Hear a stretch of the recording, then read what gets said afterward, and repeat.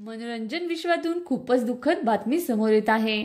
प्रसिद्ध कवी आणि चित्रकार इमरोज यांचं निधन झालंय। ते 97 वर्षाचे होते। वृद्धकाळातील समस्यामुळे त्यांचं निधन झालंय। मागील काही दिवसांपासून त्यांना कृत्रिम अन्ननलिकेद्वारे जेवण दिलं जात होतं। कवी इमरोज यांचं मूळ नाव इंद्रजीत सिंग होतं। कवयित्री अमृता प्रीतम यांच्यासोबत असलेल्या नात्यांमुळे त्यांना खूप प्रसिद्धी मिळाली। हे दोघेही लग्न न करता 40 वर्ष एकत्र राहिले।